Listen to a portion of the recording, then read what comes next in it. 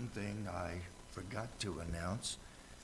It's in the bulletin that on the 21st of November, Addiston Baptist Church over in Addiston, Ohio, will be having a special service honoring Brother Pittman's 50 years of surrendering to the ministry. And he asked me several weeks ago to preach, and I said, sure. Then this week, he texted me and said, oh, by the way, here is the subject I want you to preach on. And it's like, man, you just shot my sermon to pieces. But if you want to go, they'll have lunch. But we may not make lunch because it's about a 45-minute drive. And so we may not, if you want to go, you're more than welcome to go, ride with us, as long as there's room. Nehemiah Chapter 2. This is part 3 for Nehemiah, but it's Satan's opposition. We saw the man Nehemiah. We saw his calling by God to do the work. We saw that God opened the heart of the king to allow him to go, not only to allow him to go, but also to provide the materials to build with. Then we saw him making a plan. He designed a plan, came up with the plan. After he had put the plan together, he presented it to the elders of Israel, and we saw that the people got excited about the work, and they actively engaged in the work. The wall was built in record-breaking time because the people had a mind to work. Tonight, I want to look at what happens when you actually begin to work. Not talk about work, actually work and do the work of God. Satan is going to try every approach he can to stop Nehemiah, and not only from building the wall, but from rebuilding the city of Jerusalem. And as we go through these 7 tactics, and they're all short, but as we go through these 7 tactics that Satan used on Nehemiah, I think you'll see that many of these are the exact same tactics that Satan uses on us today. Let's begin reading Nehemiah chapter 2, verse 19. But when Sanballat the Horonite and Tobiah the servant, the Ammonite, and Geshem the Arabian heard it, they laughed us to scorn and despised us and said, what is this thing that ye will do? Will ye rebel against the king? Then answered I them and said unto them, the God of heaven, he will prosper us. Therefore we his servants will arise and build, but ye have no portion, nor right, nor memorial in Jerusalem. The first thing we notice that Satan tried was humiliation. They laughed at him. In verse 19, look at that. They laughed at us to scorn.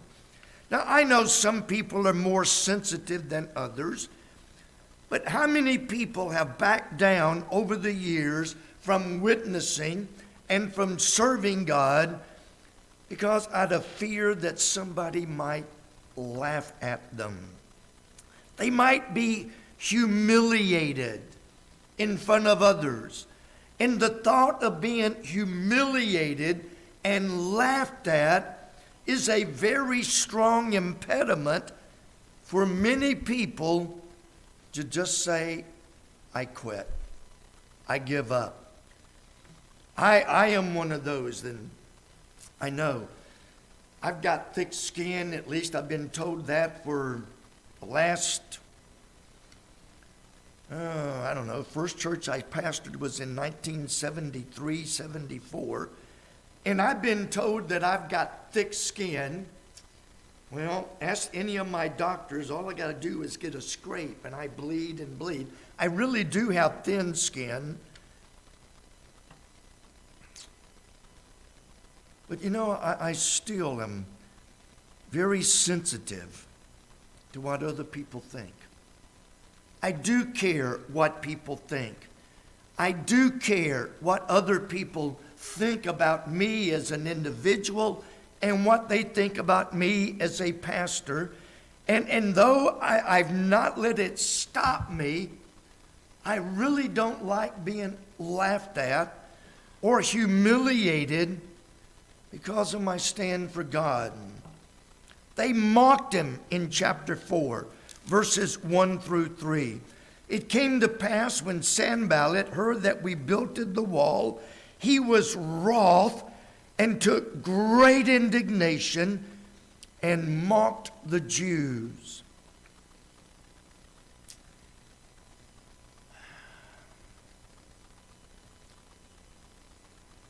I usually am very good-natured most of the time, but there's something about being mocked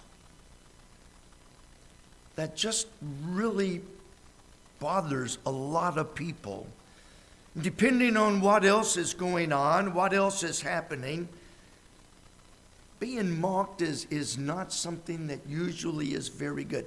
Number 2, they tried threatening him in verse 7, chapter 4.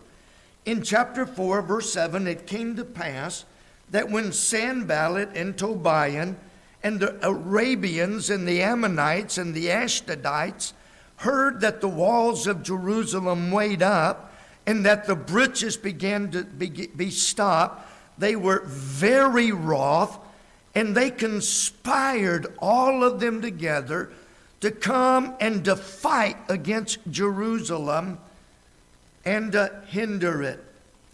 If you won't stop any other way, we will threaten to shut you down.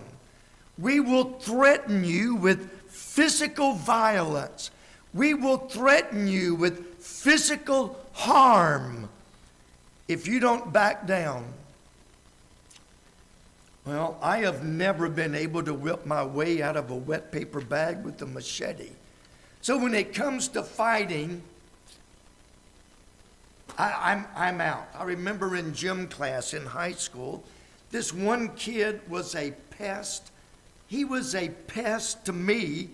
For some reason, imagine, he didn't like me, and he was giving me all kinds of fits.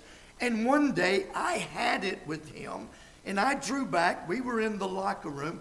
I drew back and hit him as hard as I could, and my hand bounced off like a wall. He stood there and took his hand and went boom. And I saw stars for a long time.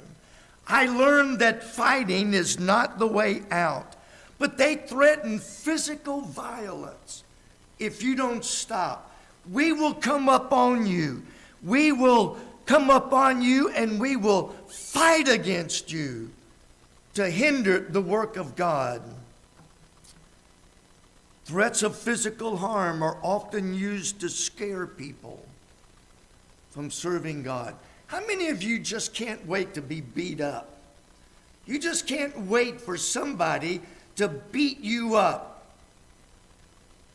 Well, for some people, all it takes is the threat of violence. And we'll get to another aspect very close. It's one thing, like Peter, to say that I will lay down my life for God, though everyone else betray you, I will never betray you. And yet when it came to actually the threat of physical violence, even Peter backed down and denied the Lord 3 times.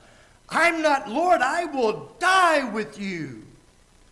But when it came to actual physical violence, Peter denied that he knew the Lord. Don't think for a minute that Satan won't threaten with physical violence if we don't back down. They even, in verse 11, they even laid out their plans of how they were going to attack. You think we're kidding. You don't think we'll fight you. Here's our plan to fight you and defeat you and to kill you. Here's how we're going to do it. You will not see us coming. You will not know that we're coming until you wake up and we are in the middle of you and we kill you and cause the work to stop. Chapter 5, verses 1 through 5, they used financial stress to discourage the people. And I'm not going to read all of these verses, but there was a great cry of the people and of their wives against their brethren, the Jews. They had sold their sons and daughters into slavery. They mortgaged their lands so that they could have time to work on the walls. They mortgaged their lands, and their own brethren were charging extreme interest, and they became discouraged. Never be surprised at how much power Satan has to cause financial stress to get people to stop. I heard just this past week, I had heard it years ago, and I thought maybe the numbers had changed. They had changed a very little bit. You know what one of the top 3 reasons of divorce? One of the top 3 reasons, and this was as of last week, one of the top 3 reasons for divorce, are you ready? Financial stress. Sometimes the stress is of our own making. My wife and I got married and was called to our first work as pastor. We rented a duplex. I guess that's what it's called, a duplex. And we literally sat on the floor and ate on the floor because we couldn't afford a table and chairs. We weren't going to borrow. We determined we will buy a table and chairs when we're able to pay for it. But we sat on the floor and ate for quite a while until we were able to buy a table and chairs. It was many, many, many years later before we were even halfway able to buy a house. Nowadays, young couples get married and want everything now that it took us years to build and years to acquire. They want it now. They go out, max out every credit card in the book, max out all of their credit. They get so deep in debt, and all it takes is one simple little thing, and they're financially unable to pay. And so then it causes stress. You know, if you hadn't have bought that new dress, we would be okay. Well, if you hadn't have bought that new set of golf clubs or that new fishing rod, we wouldn't be in this mess. And it begins blame, blame, blame, blame. And the pressure builds until finally one of them says, I've had it. I'm out of here. I can't take the stress. Credit cards can be wonderful. I carry one. and I put almost everything I buy on my credit card. But it's only wonderful if it's used properly. Too many times it's used dangerously. And instead of being an aid, it becomes a financial burden. We let the world dictate what we buy.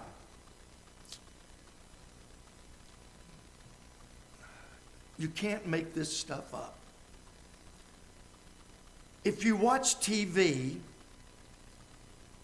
you can't live without this. I just heard an ad the other day.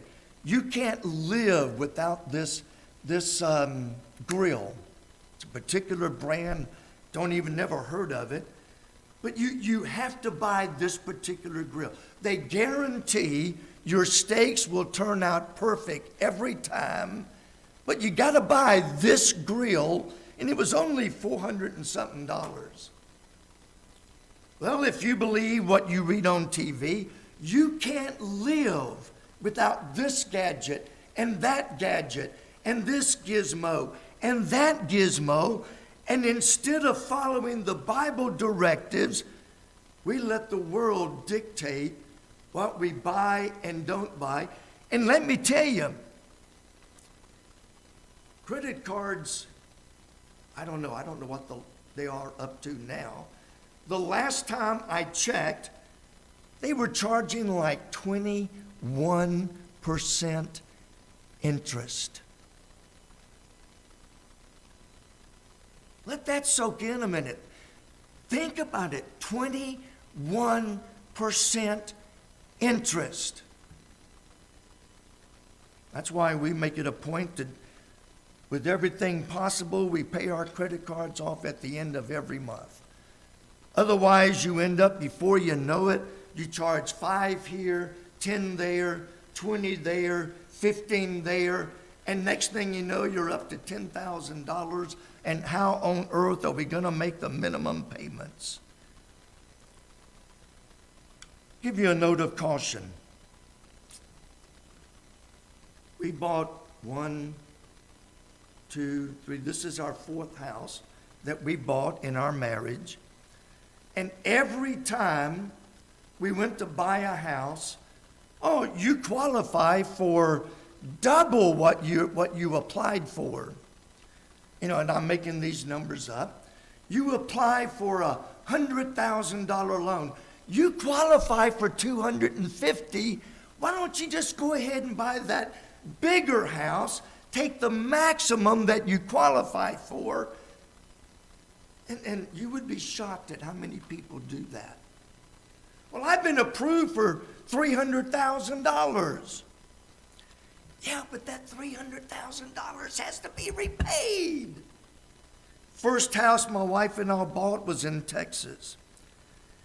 We bought it, we sold it. Next house was over in Erlanger. Lived there for 4.5 years. We made, every month it was $5, $10, whatever we could afford, we put toward the principal. When we sold that house, we took the equity and bought the house over in Florence, paid it off in record time, took the money from that house to buy the house we now live in. We could not have afforded the house we're in now. Had we bought the first house, $500,000, we would have never, ever recouped our money.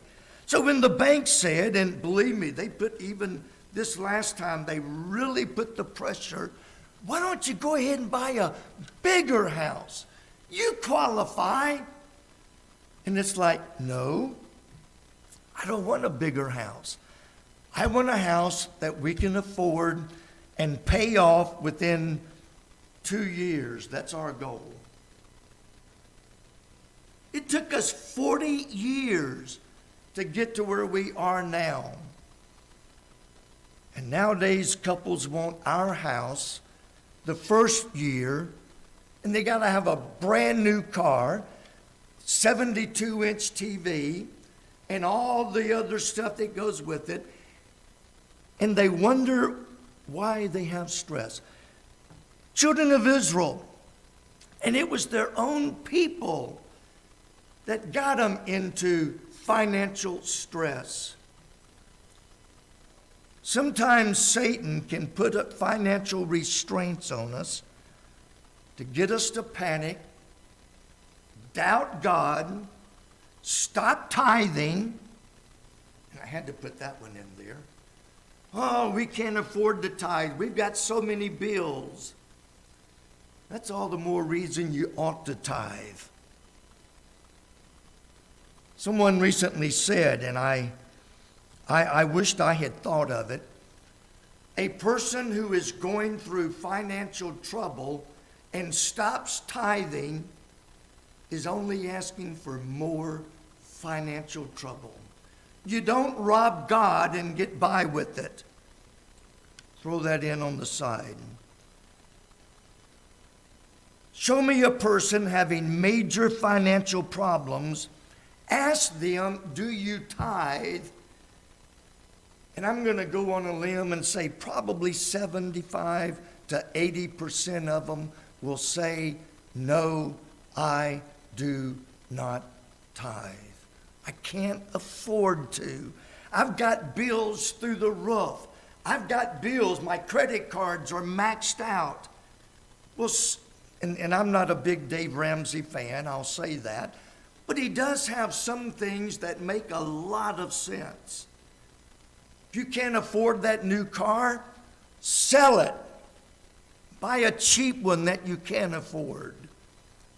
You can't afford that new house, downsize. Buy one that you can afford. But and I agree with him. If you ever listen to Dave Ramsey, he will tell you, tithe first. Then put money in savings for that rainy day that you may have, and you will have. In this case, Israel had borrowed money from their own people at a high interest rate, mortgaged their land, sold their boys and girls into slavery, all the time they were trying to serve God. I said, I thought when God saved me that I wouldn't have all these problems. Hey, you are just asking for problems. As long as you're going along with Satan, Satan's not going to bother you much. But the moment God saves you and you say, I am going to serve God, look out. Here comes Satan. Number 4, they tried compromise. Chapter 6. They said in verse 1, in verse 2, come, let us meet together in one of the villages in the plain of Ono. Why don't you come down and join us? They intended mischief, but it was like, why don't you come down and let's talk about it, see if we can reach a compromise. Oh, when Satan wants to sit down and talk, it usually isn't going to turn out well for the Christian. How many churches today have compromised to get along? They go along with all the other denominations. Let's just compromise.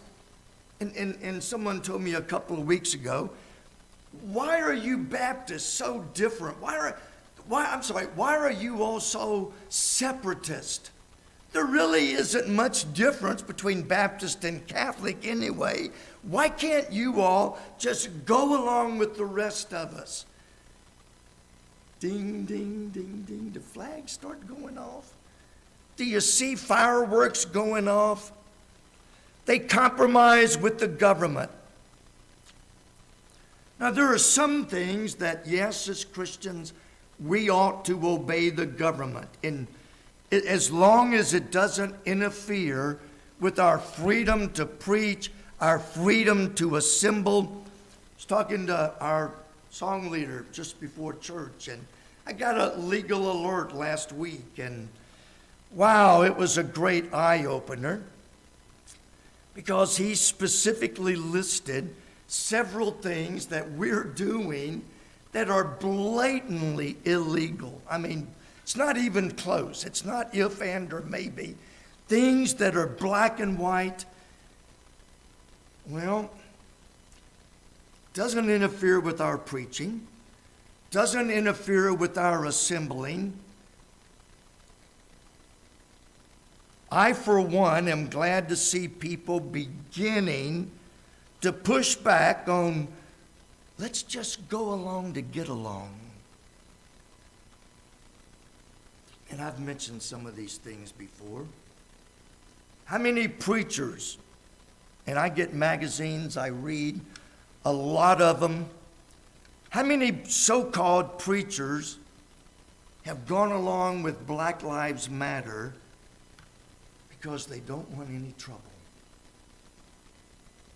If we stand against BLK, we could have all kinds of trouble, and rather than have trouble, we'll just go along. The other one is CRT, or critical race theory. This one blew my mind. How many churches are compromising to go, let's go along to get along, and they're not even protesting the fact that it's being taught in kindergarten, first grade, all the way through college. If you're white, you're terrible. And there's a lot more to it than that. Oh, we don't want any trouble. Let's see if we can find a common ground here. Transgenderism. I covered that this morning. How many churches will not stand against even the most outrageous of these? Now, here's one of y'all's favorites. And I say that tongue in cheek. I heard the other day that Chicago may lose up to 1/3 of their police department. They're already the murder capital of the country, but they may lose 1/3 of their police force because the police force, the policemen, 1/3 of them said, we're not going to compromise. Now, I know the argument is vaccinated versus unvaccinated. I'm not going to get into the pros and cons. But to be honest, when the government starts telling me, now let me back up. A young lady can have an abortion and her parents don't even know about it. They can't give your kids aspirin in school without parental consent. But they can give the kid a shot because the government said to. And you know what? Most people just sit back and say, well, we don't want to cause any problems. I read a couple of weeks ago, it's estimated that across the country, hospitals could literally lose hundreds and hundreds of thousands of doctors and nurses. Now, whether you agree or disagree is not my point, because people said we will not compromise. Now, that's a little off my topic, but let's get back to the lesson. Thousands and thousands of preachers in churches are compromising with so-called science. Science says evolution is true. We can't cause a problem. We don't want to be blackballed, so we'll go along with science and billions of years rather than take a stand and do what's right. They're more afraid of the ridicule of men than they are of the judgment of God. Number 5, they tried blackmail. Chapter 6, verses 5 and 7. You either do what we say, or we will write the king a letter and tell him that you're leading a rebellion against the king. You either do what we say or else. Now, I've been blackmailed once that I can remember in my life. And I was young, very young, and I didn't know any better. And the person blackmailing me was my own brother. We were at home one day, and I don't know what happened, but somehow I ripped one of Mom's favorite curtains. And my brother saw me. And it was, if you don't do this, I'll tell Mom what you did. If you don't do this, I'll tell Mom what you did. If you don't do this, I'll tell Mom what you did. You know what happened? One day he got mad and told Mom anyway. So me going along, me giving in to blackmail, he told him anyway. So I learned a valuable lesson. If you cave into blackmail, whatever it is going to come out eventually. So you know what? Just let it go ahead and come out now. Save me months and years of grief and heartache and worry and misery. I tell people frequently that just make sure their threats aren't true. My brother taught me a very valuable lesson. I guess I would have been in probably junior high around that time. Make sure it's false, and then go on and serve God. And if, you have to trust God to take care of you. Number 6, chapter 6, verse 10, they tried fear. He said, we're going to sneak into the camp, Nehemiah. We're going to sneak into the camp, and we're going to kill Nehemiah. And if you kill the head, the rest of the body will soon follow. They hoped that he would be so afraid that he would go into the temple to hide. What's wrong with that? Well, just a few things. Only the priests were allowed to go into certain portions of the temple. If they could convince Nehemiah to hide in fear, they could destroy his reputation before the people. If they could get him to violate the premises of the temple, they got him, because now he's not trusting God, and he's doing that which is clearly prohibited. Fear. Fear. Number 7, they tried persuasion. This is in chapter 6, verse 17, down through verse 19. It says, moreover, in those days, the nobles of Judah sent many letters unto Tobiah, and the letters of Tobiah came unto them, for there were many in Judah sworn unto him, because he was the son-in-law of Shechaniah the son of Arah, and his son Johanna had taken the daughter of Meshullam the son of Berechiah, and I didn't intend to read those names. And they reported his good deeds before me, and uttered my words to him. And Tobiah sent letters to put me in fear. They had a secret spy ring going. The nobles, we'll tell you what he's planning if you tell us what you're doing.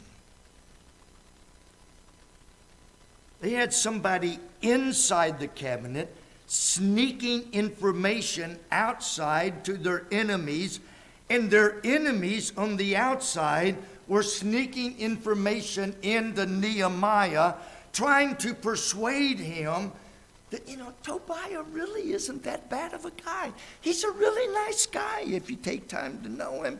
And they would tell Nehemiah all the wonderful things that Tobiah was doing, and He really is not a bad guy, trying to persuade Nehemiah that the enemy really isn't the enemy. Last point. This is for us. This is hopeful for us.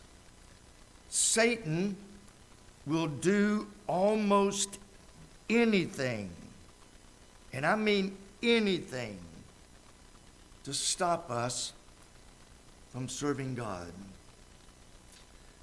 I know if I were to take the time and go around to every individual here, I'm sure that every one of us at some time or other have been through some trying times.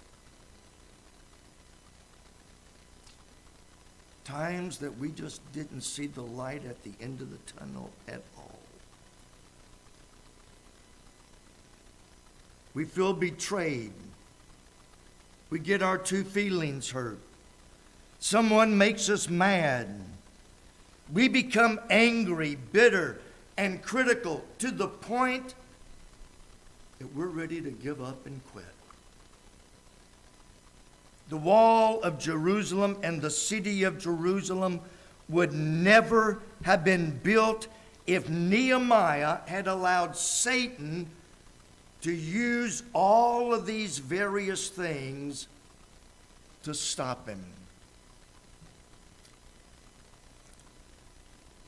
I started to ask the question, but I won't. I'll just change it from a question to a statement.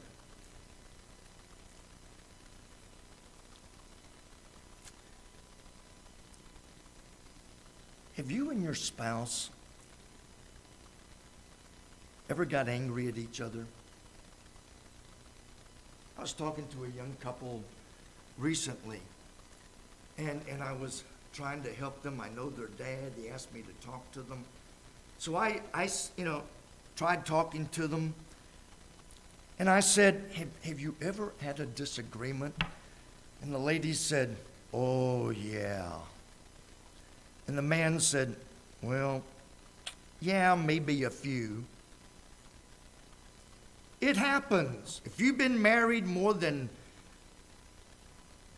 a month, you probably have had a disagreement. Do you just throw up your hands and say, and this is one thing I tell every couple that I can, when we got married, divorce was off of the table. It was not even an option. Because as long as divorce is a backdoor escape, there's no incentive to work it out.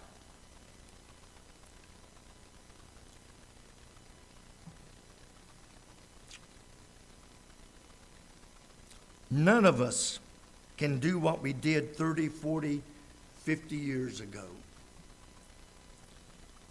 But we can still do something.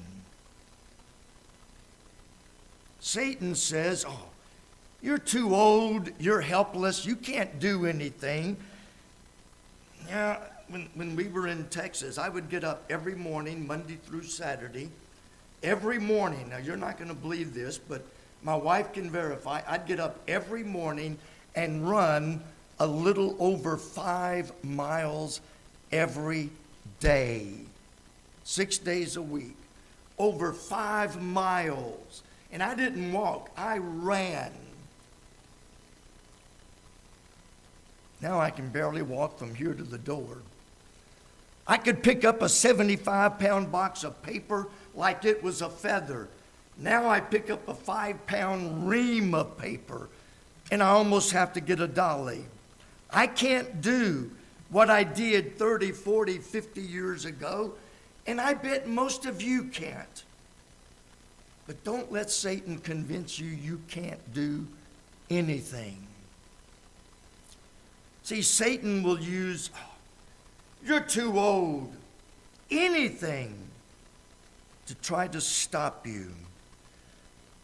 And what Satan is using against you to steal your joy and to cause you to think about just quitting, I quit, I give up, I'm done, I've had it. Guess who wins in that scenario? Satan. Satan wins. We've all been there at some time or other. The secret is don't dwell there. God's work will never get done if Satan can stop enough people from working that we become virtually useless.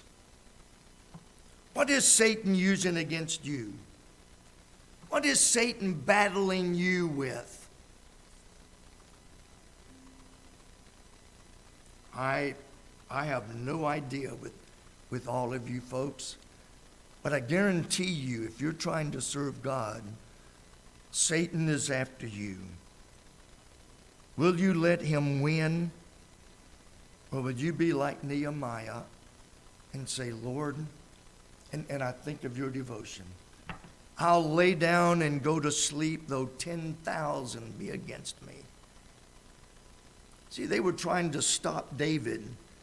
Here they were trying to stop Nehemiah. David didn't allow them. Nehemiah didn't allow them. And the work of God went on. The wall was built. The city was rebuilt. And the work of God was accomplished. Father, we come this evening, and I know that our enemy is more powerful than most of us give him credit for.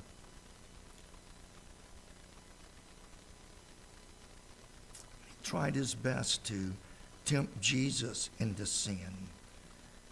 The Lord of heaven, the God of creation, he tried to get him to sin, to stop, so that he would not go to the cross. And if he tried it on Jesus, he certainly will try it on us.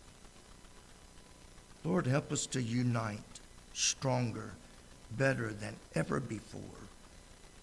And when one starts to stumble, let the rest of us jump in and, like Aaron and Hur, lift up the arms of Moses so that the Lord's work will go on. In Jesus' name, amen. Number 378. And we stand with number 378.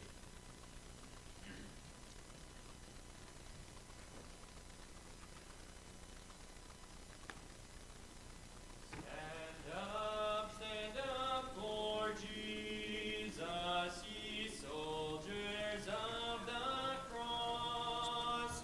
Lift high his royal banner, it must not suffer loss. From victory unto victory, his army shall he lead, till every foe is vanquished, and Christ is Lord indeed. Bill, would you check and see if they are ready? Wednesday night, Revelation continued, 7 o'clock. Thumbs up, okay. None of our birthday people are here